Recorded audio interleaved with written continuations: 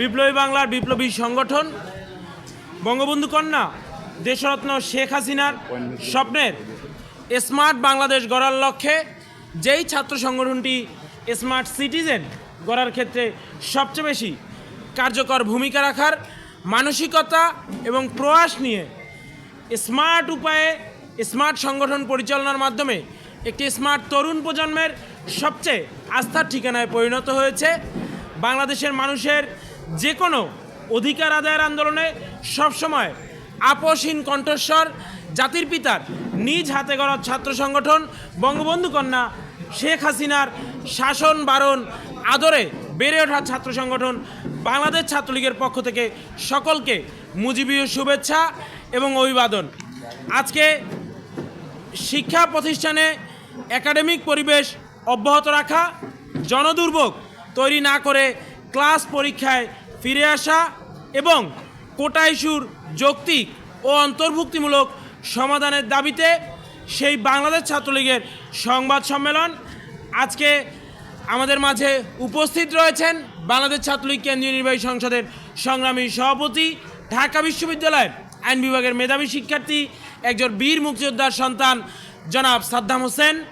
আমাদের মাঝে উপস্থিত হয়েছেন বাংলাদেশ ছাত্রলীগ ঢাকা বিশ্ববিদ্যালয়ের সংগ্রামী সভাপতি, জাতীয়ভাবে বিখ্যাত বিতার্কিক মাজহারুল কবির শয়ন, বাংলাদেশ ছাত্রলীগ ঢাকা বিশ্ববিদ্যালয়ের বিপ্লবী সাধারণ সম্পাদক, জাতিসংঘ কর্তৃক রিয়েল লাইফ হিরো খ্যাত তানভীর হাসান সৈকত, বাংলাদেশ ছাত্রলীগ ঢাকা মহানগর উত্তরের সংগ্রামী সভাপতি, মৃত্যুঞ্জয়ী ছাত্রনেতা রিয়াজ মাহমুদ, বাংলাদেশ ছাত্রলীগ ঢাকা মহানগর উত্তরের বিপ্লবী সাধারণ সম্পাদক, বিজ্ঞান মনস্ক ছাত্রনেতা সাগর আহমেদ শামেম, বাংলাদেশ ছাত্রলীগ ঢাকা মহানগর দক্ষিণের সংগ্রামী সভাপতি, মৃত্যুকে তুচ্ছ ভয় করা ছাত্রনেতা জনাব রাজিবুল ইসলাম বাপ্পি, বাংলাদেশ ছাত্রলীগ ঢাকা মহানগর দক্ষিণের বিপ্লবী সাধারণ সম্পাদক, পুরান ঢাকার বুক চিরে বেড়ে ওঠা ছাত্রনেতা বাবু সজল কুণ্ড।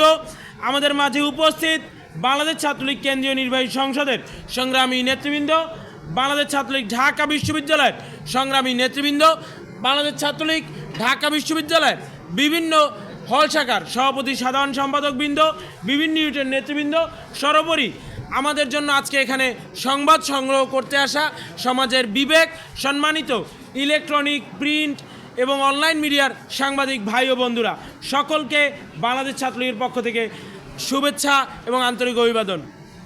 আজকে যে ইস্যুতে আমরা এখানে সংবাদ সম্মেলন করছি সেই বিষয়টি নিয়ে আপনি ইতিমধ্যেই অবগত।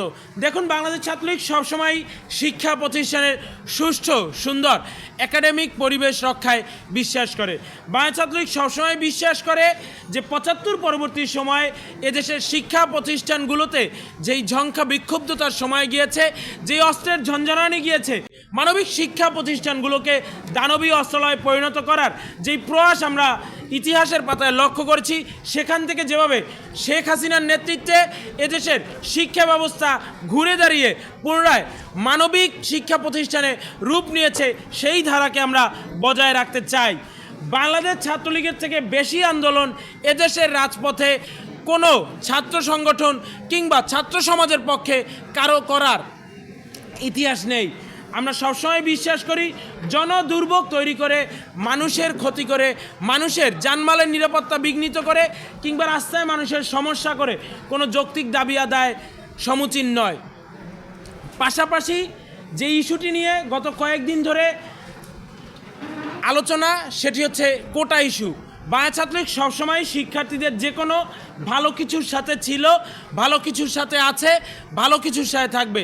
পৃথিবীর সকল স্থানেই কোটা ব্যবস্থা সময়ের সাথে সাথে রিফর্ম হয়, বাংলাদেশেও এর ব্যতিক্রম হওয়া কোনো সুযোগ নেই, বাংলাদেশেও এর ব্যতিক্রম হবে না। অবশ্যই কোটা ব্যবস্থার যৌক্তিক এবং একটি অন্তর্ভুক্তিমূলক সমাধান এদেশে আসবে এবং এই জন্য প্রয়োজনীয় যে কোনো প্ল্যাটফর্মে, যে কোনো টেবিল টকে বাংলাদেশ ছাত্রলীগ সবসময় শিক্ষার্থীদের মনের অভিপ্রায়গুলো, তাদের আশাগুলো, তাদের প্রত্যাশাগুলো তুলে ধরার মানসিকতাকে ধারণ করে।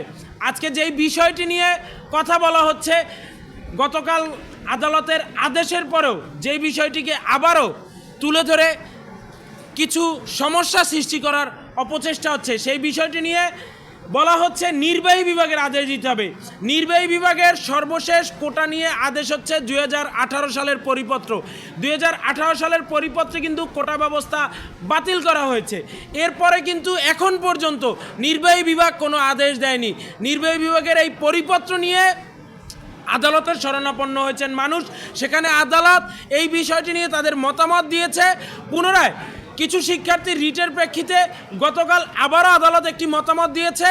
এখন অপেক্ষা, প্রথম যে মতামতটি আসলো সেটির পূর্ণাঙ্গ রায় তো আগে হাতে পেতে হবে। সেটির পূর্ণাঙ্গ রায় যাচাই বাছাই করে গতকালকে যেই বেশটি আদালত যেই সিদ্ধান্ত দিয়েছে সেই সিদ্ধান্তের বিস্তারিত তারা প্রদান করতে পারবে। এর আগ পর্যন্ত কোনো কথা বলাটাই কিংবা আদালতের এই আদেশ নিয়ে মন্তব্য করাটি সমীচীন নয়। সেটি কোনো কোনো ক্ষেত্রে আদালতের অবমাননারও সামিল হতে পারে বলে আমরা মনে করি।